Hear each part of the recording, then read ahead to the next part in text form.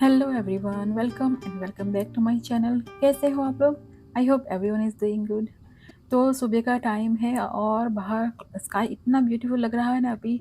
और ठंड भी थोड़ी सी कम हो गई है अभी, तो बहुत अच्छा लग रहा है बाहर। और अभी मैं जा रही हूँ वेदांत को ड्रॉप करने के लिए स्कूल। मॉर्निंग टाइम में थोड़ा-सा ड्रॉप कर देते हैं क्योंकि स्कूल बस बहुत जल्दी आ जाती है।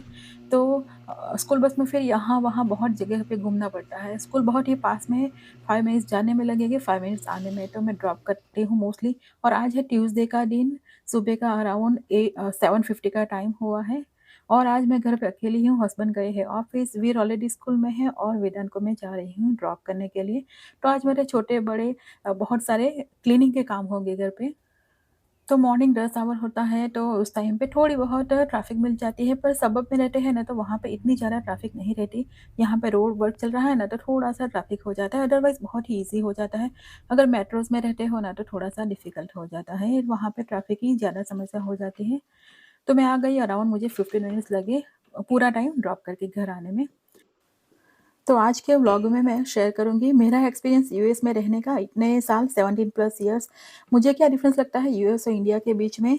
तो ये मेरा पर्सनल ओपिनियन है, इससे कुछ लोगों का ओपिनियन डिफरेंट हो सकता है। तो so let's start point by point. तो यहाँ पे पब्लिक ट्रांसपोर्टेशन के नाम पे कुछ भी ऑलमोस्ट नहीं है। जब आप सबअर्ब में रहते हो या फिर सिटी से दूर रहते हो ना, तो फिर बहुत ही कम चांसेस होते हैं इस तरह की कोई पब्लिक ट्रांसपोर्टेशन मिल जाए। तो फिर आपको ड्राइव करना सीखना होता है, नहीं तो आप घर के कोई एक मेंबर पे टोटली डिपेंडेंट रहते हैं घर से बाहर पैर रखने के लिए भी। क्योंकि इंडिया में कैसा होता है ना, हम अपार्टमेंट्स में रहते हैं तो नीचे के फ्लोर पे पूरा आपको शॉप और ये सब चीज़ें मिल जाती है, या फिर वॉकिंग डिस्टेंस पे भी आपको सब्ज़ी और ये सब चीज़ें मिल जाती हैं, जो यहाँ पे नहीं होता। अब घर से बाहर निकलो ना, तो मोस्ट ऑफ द टाइम 1 और 2 माइल्स तो मिनिमम जाना ही पड़ता है, कुछ बेसिक चीज़ें लाने के लिए भी। इतना वॉकिंग डिस्टेंस पे हो तो बहुत ही रेयरली होता है। अदरवाइज़ स्कूल से लेके कहीं एक्टिविटीज़ करवानी हो उसके लिए, या शॉपिंग, ग्रोसरी शॉपिंग से लेके जो कुछ भी छोटी-बड़ी चीज़ें हो उसके लिए थोड़ा-सा दूर जाना पड़ता है। इतना अ, नियर बाय एरिया में नहीं होता सब जगह पे। पर एक चीज़ है, ड्राइव करना बहुत ही ईज़ी है, पूरा रूल्स और रेगुलेशंस फ़ॉलो होते हैं, सिग्नल्स और सब चीज़ों को प्रॉपर फ़ॉलो करते ड्राइव होता है। और लेन्स को भी प्रॉपर मेंटेन करते हैं मो और व्हीकल्स भी ऑलमोस्ट सेम टाइप के ही होते हैं ना, तो बहुत ईज़ी हो जाता है। जैसे इंडिया में हम ड्राइव करते हैं, तो एक प्रॉपर स्किल चाहिए होती है ड्राइव करने के लिए, नहीं तो कोई ना कोई ट्रबल हो जाती है। यहाँ पे बिल्कुल वैसा नहीं, तो इस तरह से ईज़ी है।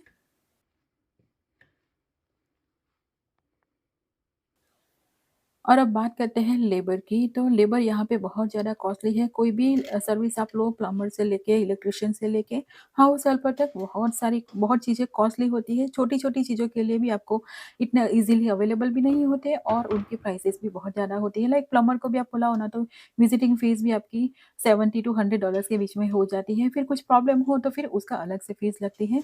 तो इस तरह से बहुत ही डिफ़िकल्ट है यहाँ पे इंडिया की कंपैरिज़न में। और अगर बहुत ज़्यादा आपको हैबिट है ना हाउस हेल्प की या फिर कोई हेल्प की, घर के रेगुलर के कामों के लिए भी, तो फिर यहाँ पे लाइफ बहुत डिफ़िकल्ट हो जाती है। तो हेल्प लेनी हो तो आप वन्स इन अ व्हाइल ले सकते हैं, पर इस तरह से मिडल क्लास फैमिलीज़ के लिए बहुत कॉस्टली पड़ता है। वैसे आपको बहुत सारे मशीन्स मिल जाएँगे, डिशवॉशर से लेके, रोबोट से लेके, वैक्यूम क्लीन करने के लिए, मॉपिंग के लिए, लॉन्ड्री के लिए, सब चीज़ों के लिए, पर उसका ऑपरेट तो आपको ही करना पड़ता है। ऐसे अपने आप तो कुछ हो नहीं जाता, तो थोड़ी-सी हेल्प इस तरह से मिल जाती है और थोड़ा बहुत तो खुद ही करना पड़ता है। और अब बात करते हैं, कई बार हम देखते हैं ना कि लाइफ यहाँ पे लोनली हो जाती है, तो येस, लाइफ लोनली होती है यहाँ पे इंडिया के कंपैरिज़न में। एक तो हमारे जैसी फैमिलीज़ जो जिस तरह से आया होती है ना, उन लोगों का पूरी फैमिलीज़ वहाँ पे, फ्रेंड्स, जो सोशल पूरा होता है ना, वो इंडिया में ही होता है। यहाँ पे पहले तो सबसे अकेले फैमिली से दूर हो जाते हैं, यहाँ पे आके फ्रेंड्स बन जाते हैं, तो उस तरह से फ्रेंड्स का वो प्रॉब्लम नहीं होता, पर फैमिली तो हमारे इंडिया में रहती है। तो जिन लोगों को बहुत ही अ, जो लोग बहुत ही सोशल लाइफ जीना पसंद करते हो और सोशलाइजिंग करना, तो उन लोगों के लिए यहाँ पे डिफ़िकल्ट हो जाता है। पहले-पहले मुझे भी बहुत ट्रबल हुआ था, लाइक घर को मिस करते हो आप, जहाँ पे आप अपनी लाइफ के 20 प्लस इयर्स रहे हो, तो वहाँ के चीज़ों को आप मिस करते हो डेफ़िनेटली और अपनी फैमिली को बहुत ही मिस करते हो। फेस्टिवल्स भी यहाँ पे सेलिब्रेट होते हैं पर इस तरह से नहीं जिस तरह से इंडिया में वाइब्स आती है उस तरह की नहीं डेफ़िनेटली ये कंट्री अलग है, यहाँ की डिफरेंट चीज़ें होती हैं तो फिर इस तरह से बिल्कुल इंडिया वाली वाइब्स नहीं आती। अभी तो थोड़ी बहुत आती है कि बहुत चेंज हो गया है पर पहले जब मैं हम आए नए-नए यूएस में तब बहुत डिफरेंट था। 17 इयर्स कम टाइम नहीं होता, बहुत सारी चीज़ें बदल गई है उस टाइम से अब तक में। पर धीरे-धीरे क्या होता है ना, नया एनवायरनमेंट में एडजस्ट हो जाता है और करना पड़ता है। अगर आप इस तरह से ही रोते रहेंगे कि नहीं ये नहीं है, वो नहीं है, ये डिफरेंट है, वो डिफरेंट है, तो कंट्री चेंज होगी तो क बहुत सारी चीज़ें डिफरेंट हो जाती हैं। सिटी चेंज होने पे भी बहुत सारी चीज़ें डिफरेंस आ जाता है। तो फिर ये तो पूरा कंट्री चेंज है। इंडिया और यूएस में बेसिकली बहुत सारी चीज़ों में बहुत मेजर डिफरेंसेस है। यहाँ पे और वहाँ पे देखो ना तो बहुत ही अलग ही दुनिया है। और अब बात करते हैं कई बार सुनने में आता है ना कि यूएस में मेडिकल बहुत ही कॉस्टली होता है। आपको हॉस्पिटल विज़िट से लेके कुछ बड़ा भी हो, छोटा भी हो, बहुत ही कॉस्टली होता है। तो हाँ, कॉस्टली होता है। सर्विस अच्छी मिल जाती है, बहुत अच्छी, पर उसकी प्राइस भी उसे चुकानी पड़ती है। इंश्योरेंस के बिना यहाँ पे कुछ भी काम नहीं चलता। बहुत सारी चीज़ों में इंश्योरेंस ऑलमोस्ट सभी चीज़ों में इंश्योरेंस होता है, तो मेडिकल इंश्योरेंस तो मस्ट है। उसके बिना कहीं भी आप जाओ तो आपको सर्विस मिलना बहुत ही डिफ़िकल्ट हो जाता है। और मेडिकल इंश्योरेंस बहुत ही कॉस्टली होता है। इवन दो एम्प्लॉयर प्रोवाइड करता है फैमिली इंश्योरेंस, फैमिली के सभी लोगों को अंडर एज बच्चों को भी कवर कर लेता है। फिर भी आपको मिनिमम 500 के अराउंड तो एवरी मंथ आपसे का इंश्योरेंस का जाएगा। कई बार होता है ना कंपनी 70-80% तक भी प्रोवाइड करती है इंश्योरेंस का, पर फिर भी आपको बाकी के जो करने हैं 32% या 20% या 40% जो भी, वो भी अराउंड 500 के अराउंड तो हो ही जाता है। डिपेंड करता है, इंश्योरेंस अलग-अलग होता है तो उसके चार्जेस भी रेट्स भी अलग-अलग होते हैं और रेगुलर रूटीन के विज़िट्स और ऐसी चीज़ों में आपको को-पे करना होता है थोड़ा बहुत या फिर कई बार इंश्योरेंस कवर कर लेता है तो नहीं भी करना होता है। डिपेंड करता है किस तरह का इंश्योरेंस कवर करता है आपका। पर क्या है ना रेगुलर रूटीन की विज़िट्स के सिवा आप कुछ भी डिफरेंट कराओ लाइक लैब टेस्ट करवाना हो या एक्स-रे और ऐसी चीज़ें होती है ना, वो तो बहुत ही कॉस्टली हो जाती है। लाइक एक एक्स-रे करवाना हो ना तो अभी 200 के प्लस आपका हो जाएगा। इवन दो इंश्योरेंस बहुत सारी चीज़ें कवर कर ले ऐसा बोलते हैं। तो नो डाउट सर्विसेज़ अच्छी मिलती हैं। लाइक मैं अपना ही एग्ज़ाम्पल दूँ, जब वीर के टाइम में तो मेरे पेरेंट्स यहाँ पे आए थे, तो उसके टाइम पे कुछ ऐसा ट्रबल नहीं हुआ जब हॉस्पिटल में होते हैं तब। वेदांत के टाइम पे हम अकेले ही थे क्योंकि हम 2007 में आए, 2008 में ही वेदांत का बर्थ हुआ, तो इंडिया से किसी को बुला नहीं सके थे, तो हम दोनों ही थे। उस टाइम पे क्या करती थे ना, नर्सेस आती थी वेदांत को लेने के लिए कि नर्सरी एरिया में ले जाते, "आप थोड़ा-सा रेस्ट ले लो, 3-4 आवर्स की नैप ले लो और उसके बाद बच्चे को हम यहाँ पे छोड़ जाएँगे फिर से।" तो रात को भी 5-6 आवर्स तक वो बच्चे को अपने पास नर्सरी में रखते हैं, वहाँ पे टेक केयर प्रॉपर करते हैं।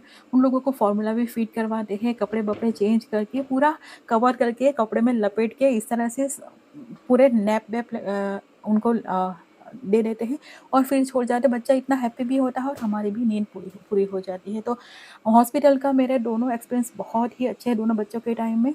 नर्सिस के, डॉक्टर्स के बहुत अच्छी केयर करते हैं। इस तरह से बिल्कुल भी नहीं लगता कि ये नर्सिस है और हमारी इस तरह से कुछ उन लोगों के साथ लेना-देना है नहीं। एकदम हँसते-हँसते आती है, एकदम हैप्पी और हमारा मूड जो खराब हो उसको भी अच्छी कर जाती है और बातें भी बहुत आपको कोई भी प्रॉब्लम हो ना तो अभी ईज़िली सॉल्व करते हैं। ऐसा नहीं कि मैं एक बार आ गई तो फिर मैं नहीं आऊँगी। मैंने देखा है इंडिया में कि हॉस्पिटल में जो नर्सेज़ होती है ना वो कई बार बहुत ट्रबल करती हैं और मैं नहीं कहती कि सभी, पर कई बार मैंने देखा है जो यहाँ पे मुझे एक्सपीरियंस नहीं हुआ। हॉस्पिटल का, डॉक्टर्स का, नर्सेज़ का, स्टाफ का पूरा एक्सपीरियंस मेरा बहुत अच्छा रहा है यहाँ पे। और हाँ, आपको डॉक्टर के पास जाना हो रेगुलर कुछ भी चीज़ों के लिए तो एक अपॉइंटमेंट लेके जाना पड़ता है।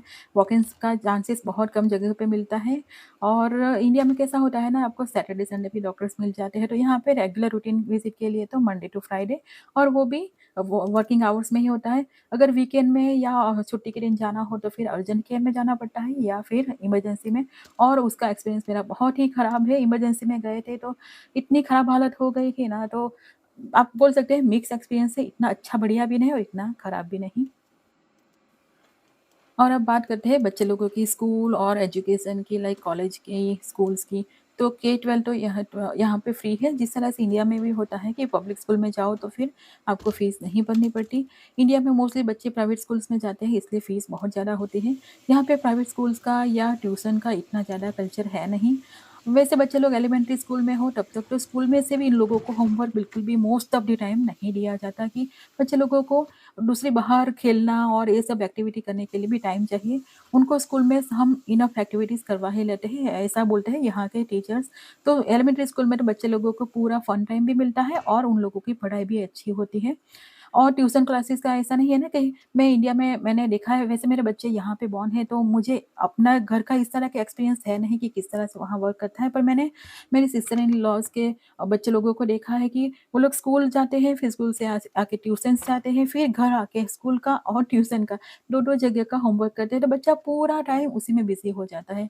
हाँ, हाई स्कूल्स के बच्चे हो और इन लोगों को स्टडीज़ बहुत सारी करनी पड़ती है, वो डिफरेंट चीज़ें हैं। पर एलिमेंट्री स्कूल में जो बच्चे जाते हैं उन लोगों के पे इतना ज़्यादा बर्डन नहीं होना चाहिए, मैं भी मानती हूँ कि आप एलिमेंट्री स्कूल के बच्चों को tuition most of the time भेजने की ज़रूरत नहीं होती। उन लोगों को आप आधा घंटा भी घर पे पढ़ाओगे, आप पढ़ा सकते हो ना, ऐसा तो नहीं कि बिल्कुल भी नहीं पढ़ा सकते हो, तो हाफ एन आवर तो निकाल सकते हो, तो बच्चे का बहुत सारा स्ट्रेस कम हो जाता है। तो हम लोगों को तो यहाँ का जो सिस्टम है वो अच्छा लगता है, पर मैंने कई सारे इंडियन पेरेंट्स देखे हैं जो पसंद नहीं करते बच्चे लोगों को घर पे होमवर्क ना आए।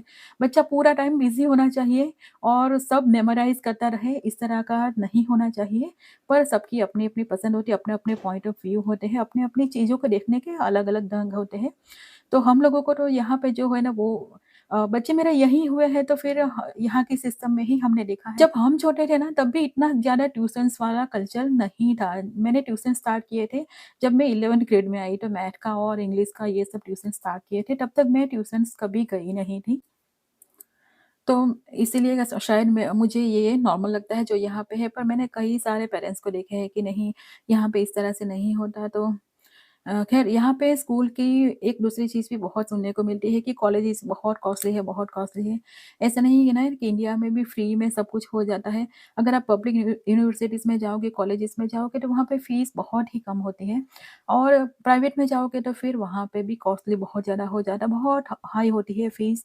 तो यहाँ पे भी उसी तरह से होता है, आप पब्लिक यूनिवर्सिटीज़ में जाओगे तो फिर फ़ीस कम होती है, इतनी ज़्यादा नहीं होती। अगर आप बहुत ही प्राइवेट वाली और बहुत ही आइवी लीग ऐसी कॉलेजेस में जाओगे तो फिर बहुत ही हाई हो जाती है फीस। तो ऐसा भी नहीं है कि यहाँ पे सुनते हैं ना कि पेरेंट्स कई सारे बात करते हैं कि बहुत कॉस्टली है, बहुत कॉस्टली है, कॉलेजेस बहुत ही डिफ़िकल्ट है, तो इतना भी डिफ़िकल्ट नहीं होता। हाँ, आप इंटरनेशनल स्टूडेंट की कैटेगरी में आ जाते हो, बच्चे लोग जो इंडिया में बॉर्न होके यहाँ पे आए हो और जब कॉलेजेस जाए तब तक सिटीज़न नहीं हुए हो, तो फिर फ़ीस भी इस तरह से इंटरनेशनल स्टूडेंट्स की लग जाती है उन लोगों पे। तो फिर वो बहुत डिफ़िकल्ट हो जाता है क्योंकि आप दूसरी कंट्री के सिटीज़न हो, तो इंडिया में भी दूसरी कंट्रीज़ के जो सिटीज़न्स होते हैं, उन लोगों को फ़ीस का क्राइटेरिया अलग ही होता है।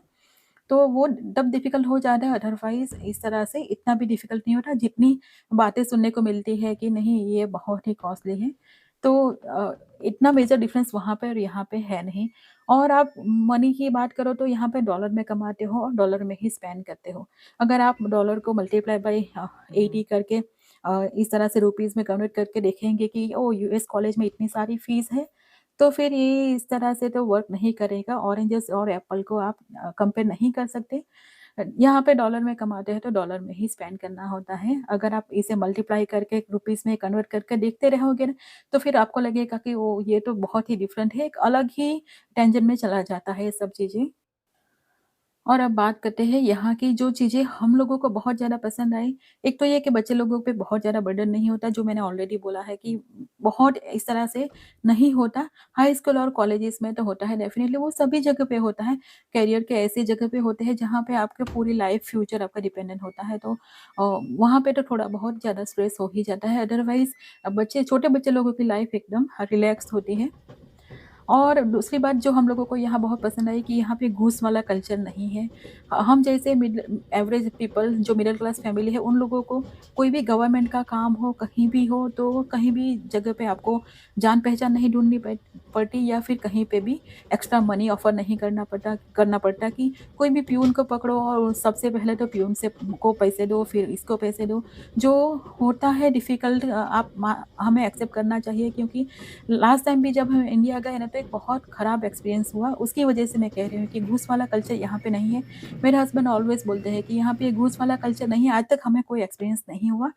तो उसकी ऊपर से ही मैं बोल रही हूँ, कहीं भी सरकारी गवर्नमेंट का काम हो तो आप ईज़िली करके जा सकते हो।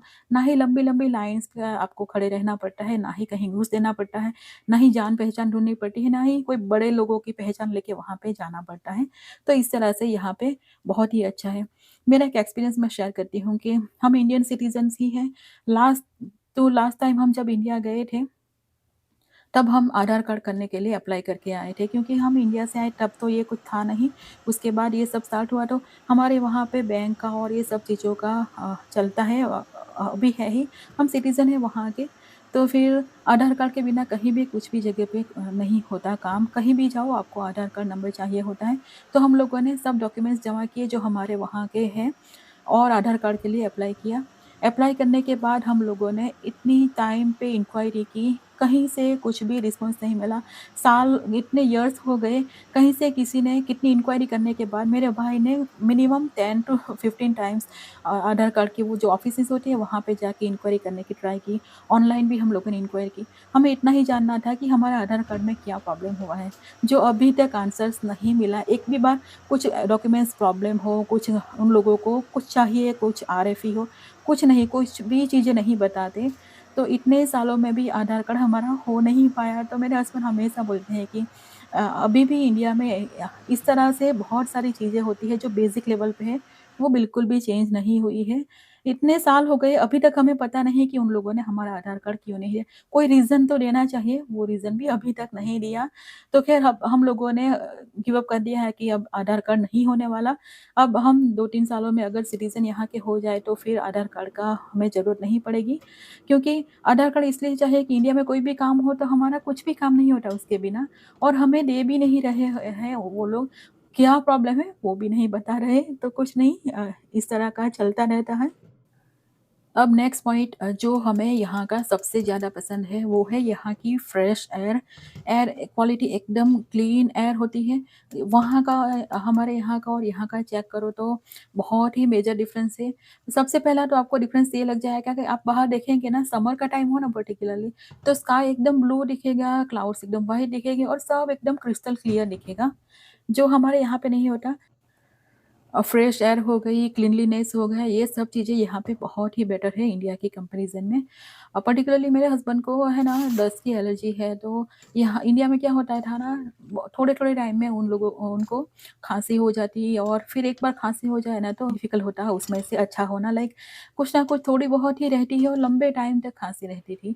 और यहाँ पे आके वो प्रॉब्लम सॉल्व हो गया कि हेल्थ का थोड़ा बहुत इश्यू होता है ना, वो यहाँ पे सॉल्व हो गया। एक तो फ्रेश एयर है, क्लीन एयर है, और पानी और ऐसी चीज़ों में भी आप टैप वाटर भी यूज़ कर सकते हैं कुकिंग के लिए, पीने के लिए, वो भी अच्छा खासा क्लीन होता है।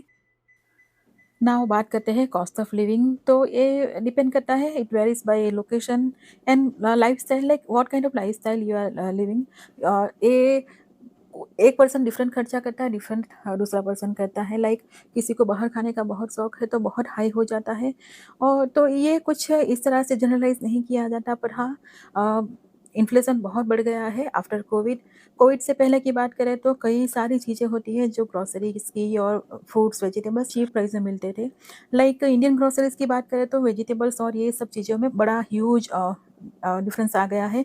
लाइक ओकरा और ऐसी चीज़ें अंडर $1 पाउंड मिल जाता था, और कोविड के बाद अभी $2.5 से कम प्राइस में बहुत ही रेयरली मिलता है। जैसे बटर की प्राइस हो गई, बटर की प्राइस पहले $8 के अंदर मिल जाता था, जो कॉस्टको से आता है ना 4 पाउंड्स, और अभी कभी भी $40 से कम प्राइस में रेयरली ही मिलता है। तो कॉस्ट ऑफ लिविंग हाई है यहाँ पे। वैसे इंडिया में भी हम लास्ट टाइम गए 2 इयर्स बिफोर, तो वहाँ पे भी मैंने देखा कि ₹500 लेके आप वेजिटेबल्स भी लेने जाओ ना, तो वो भी वहाँ पे भी अच्छी खासी कॉस्टली हो गई। मुझे तो पहले तो समझ में ही नहीं आया कि मैं किस तरह से प्राइस देखूँ, क्योंकि अ, अब लंबे टाइम के बाद जाओ ना तो पता नहीं चलता कि किसकी कितनी प्राइस होनी चाहिए। लाइक धनिया की एक छोटी-सी बंच लो ना, वो भी ₹10 की मुझे मिली, तो मैं पहले तो एकदम शॉक हो गई कि पहले तो धनिया फ्री में थोड़ा बहुत आ जाता था, तो सो बेसिकली दोनों जगह पे इंडिया हो या यूएस दोनों जगह पे इन्फ्लेशन का इफ़ेक्ट है। After Covid so many countries में इस तरह का है। तो ये डिपेंड करता है ना आप किस तरह से लाइफ़ अपनी जियो, थोड़ा बहुत चेंज करके आप अच्छे से लाइफ़ जी सकते हो। एन्जॉय भी कर सकते हो, ऐसा नहीं कि आप कुछ भी एन्जॉय नहीं करो, बाहर घूमो-फिरो नहीं। तो आप खुद को डिसाइड करना होता है ना क्या करना है अपनी लाइफ़ में और सेविंग्स भी करनी होती है। लाइफ़ में कभी ऐसा टाइम आए कि सेविंग्स की ज़रूरत पड़े तो आपके पास होनी चाहिए। अब बात करते हैं कई बार क्वेश्चन आता है कि और फिर इंडिया में भी कई लोगों को पूछ रहे हैं कि आप यूएस में रहते हो फिर भी जॉब नहीं करते हैं। यूएस में रहने ना रहने से जॉब से इतना ज़्यादा लेना-देना नहीं है। आप इंडिया में रह के भी जॉब कर सकते हैं पर ऐसा नहीं है कि यूएस में रहो तो फिर जॉब करो ही करो। जॉब नहीं करने के बहुत सारे रीज़न्स होते हैं। एक तो जब मैं यूएस आई ना तो फिर मैं डिपेंडेंट वीज़ा पे थी एच-4 पे। तो वर्क परमिट था नहीं और एच-4 जो डिपेंडेंट वीज़ा होता है, उन लोगों को भी वर्क परमिट मिलना स्टार्ट हुआ जब बराक ओबामा प्रेसिडेंट बने यूएस के अराउंड 2014 या 15 के अराउंड 6 इयर्स यहाँ पे रह ले हो, तो फिर आप लोगों को ये भी मिलता है। तो तब तक तो अच्छा खासा टाइम हो गया था हमारे यूएस आए। एक बहुत बड़ा गैप भी हो जाता है और जॉब सर्च करना जितना दिखता है ना ईज़िली कि यूएस में हो तो जॉब ईज़िली मिल जाएगा, ऐसे यहाँ पे भी जॉब कहीं पड़े हुए नहीं होते हैं। जॉब ढूँढना यहाँ पे भी उतना ही डिफ़िकल्ट है। हाँ, इंडिया जितना नहीं हो सकता है शायद पर डिफ़िकल्ट तो यहाँ पे भी है। यहाँ पे भी ऐसे कहीं भी जाओ आपको जॉब पर ले लो ऐसा तो होता नहीं है। आप में स्किल्स भी चाहिए और कई सारी चीज़ें होती हैं। और एक लीगल तरीके से आपको रहना हो, कहीं भी कोई रूल ब्रेक नहीं करना हो, तो फिर आपको बहुत सारी चीज़ें फ़ॉलो करनी पड़ती हैं। जिस तरह से हम डिपेंडेंट वीज़ा वाले होते हैं और इन लोगों को डिपेंडेंट वीज़ा पे होते हो तो जॉब ढूँढना भी इतना ईज़ी नहीं होता, क्योंकि कई सारे रूल्स और रेगुलेशंस लगे हुए होते हैं कि किस तरह के वीज़ा वालों को प्रेफ़र करते हैं। कंपनी भी जॉब देना पसंद नहीं करती, कई बार होता है ना डिपेंडेंट वीज़ा वाले कि उन लोगों का डिपेंड करता है उन लोगों के हस्बैंड के यहाँ पे स्टे करने पे कि उन लोगों का वीज़ा का स्टेटस क्या हो उनके ऊपर। तो और फैमिली की कई सारी चीज़ें होती हैं, वो भी डिपेंड करती है कि आप जॉब ना करते हो। जैसे हमारे केस में क्या है ना, मेरे हस्बैंड की जॉब ऐसी है ना कि उनका काम ऐसा नहीं है कि 9 टू 5 में फिनिश हो गया। लंबे आवर्स तक भी कई बार काम होता है, कॉल्स एक बार स्टार्ट होता है ना तो आवर्स तक चलते हैं। उनको पता भी नहीं होता कि बाकी के लोग घर में किस तरह से क्या करते हैं। कभी कोई प्रॉब्लम आ गई तो फिर 8-10 आवर्स का भी कॉल्स उन लोगों का चलता रहता है, कोई प्रॉब्लम हो गया और इससे तो फिर फैमिली पे बिल्कुल भी इस तरह के फैमिली के टाइम नहीं दे सकते। क्या होता है ना कई बार अभी तो थोड़ा-सा कम हुआ, इतने सालों का एक्सपीरियंस हो गया तो उनका इतना बर्डन उनके ऊपर नहीं है जब जॉब करते हैं। पर शुरुआत में जब आए ना तो क्या होता है ना कि आप जॉब करते हो इस तरह की ऑन कॉल ड्यूटीज़ होती है और फिर कई बार होता है ना हम वीकेंड का टाइम भी हो, रेडी हुए हो कहीं बाहर जाने के लिए और जैसे ही डोर ओपन किया और बाहर स्टेप आउट किया और तभी कॉल आ जाए और पता चले कि नहीं अभी कॉल में जॉइन होना पड़ेगा और कॉल कॉल इतना चलेगा कि 5 मिनट्स में भी खत्म हो सकता है, आधा घंटा भी लग सकता है, फिर आवर्स तक भी चल सकता है। तो जस्ट बाहर जाने के लिए निकले और घर के अंदर आए, तो कई बार बच्चे भी इस तरह से बोर हो जाते हैं कि नहीं अब कॉल आ गया, अब हमारा सब प्रोग्राम कैंसल हो गया। तो होता है ऐसा, कई सारी चीज़ें इस तरह की होती है। तो घर में कोई एक पर्सन तो ऐसा चाहिए जो बच्चों को घर पे सभी जगह पे प्रॉपर कंसंट्रेशन दे सके, अपना उनके ऊपर अपना ध्यान दे सकते हैं अच्छी तरह से। जैसे बच्चों का हो गया, बच्चे छोटे हो तो उन लोगों को आपको इधर डे केयर में रखना पड़ेगा या फिर आपको कोई और चाहिए घर में जो उनकी टेक केयर कर सके। इस तरह से तो नहीं हो सकता ना कि बच्चे लोग अपने आप ही सब कर लें, तो बच्चे छोटे हो तब तो थोड़ा-सा डिफ़िकल्ट हो जाता है। कोई और ऑप्शंस ढूँढना पड़ता है या फिर इस तरह से एक पर्सन को घर में बच्चों पे ध्यान देने के लिए तो ये भी चीज़ें होती हैं ना, अपना-अपना तरीका होता है कि किस तरह से आप अपना फैमिली का सब चीज़ें मैनेज करो। कई लोगों को का देखने का व्यू डिफरेंट होता है, कई लोगों का तो प्रायोरिटीज़ की बात होती है ना कि आप लाइफ में किस चीज़ में प्रायोरिटीज़ देते हैं, किस चीज़ में नहीं देते हैं, तो सब लोगों का सेम नहीं होता। तो और कई बार मैंने देखा है कि इंडिया से पेरेंट्स को कंपल्सरी यहाँ पे रखते हैं बच्चों की टेक केयर करने के लिए, इवन दो पेरेंट्स को यहाँ पे रहना पसंद नहीं होता फिर भी, तो इस तरह से ज़बरदस्ती पेरेंट्स को नहीं पसंद होता, नहीं रखना चाहिए। मेरे पेरेंट्स और मेरे फादर इन लॉ को यहाँ पे बिल्कुल भी अच्छा नहीं लगता, वो लोग 4-5 मंथ्स भी यहाँ पे रहना नहीं चाहते। 1-2 महीने रहे फिर उन लोगों को बिल्कुल अपना घर याद आने लगता है, तो फिर ज़बरदस्ती हम नहीं रखते घर में। इस तरह से तो पेरेंट्स को हम अपने लिए परेशान नहीं कर सकते। तो इस तरह से कई सारे रीज़न्स होते हैं कि आप यूएस में जॉब ये रहते हो फिर भी जॉब नहीं करते, उसके बहुत सारे कारण होते हैं कि क्यों नहीं करते। तो बस यही नॉर्मल लाइफ है यहाँ पे। ऐसा नहीं कि इतने साल यहाँ पे रहने के बाद घर याद नहीं आता। मुझे लगता है बहुत साल आप अपनी कंट्री से दूर रहो ना तो थोड़ा और ज़्यादा घर याद आने लग जाता है। और यहाँ पे इतने सालों में एडजस्ट हो गए, कोई मुझे आज बोले ना कि यूएस छोड़ के परमानेंटली यहाँ से चले जाओ, यहाँ कभी भी मत आओ, तो मैं यूएस को भी नहीं छोड़ सकती। पर इंडिया के लिए मेरा जो अपना लगाव है ना, जहाँ पे मैं मेरा बर्थ हुआ, मैं बड़ी हुई, उसका तो वो अलग ही लेवल का होता है। पर यूएस ने भी मुझे बहुत कुछ दिया है, लाइक एक ब गुड लाइफ़ दी है, मेरे बच्चे यहाँ पे दोनों बॉर्न हुए हैं, अच्छी स्टडी कर रहे हैं, अच्छे से ग्रो हो रहे हैं। तो कुछ प्रोज़ और कॉन्स सभी कंट्रीज़ के होते हैं, कोई कंट्री खराब नहीं होता, कोई कंट्री एकदम 100% अच्छा भी नहीं होता, 100% खराब भी नहीं है, सभी जगह के प्रोज़ और कॉन्स होते ही हैं। तो बस मैंने मेरा एक्सपीरियंस शेयर किया इतने साल यूएस में रहने के बाद मेरा एक्सपीरियंस कैसा रहा, सबका अपना-अपना होता है डिफरेंट। तो बस इसी के साथ आज का व्लॉग भी यहीं पे एंड करते हैं। व्लॉग पसंद आए तो इसे लाइक और चैनल को प्लीज़ सब्सक्राइब करना ना भूलें। मिलते हैं अगले व्लॉग में, तब तक के लिए बाय एंड टेक केयर।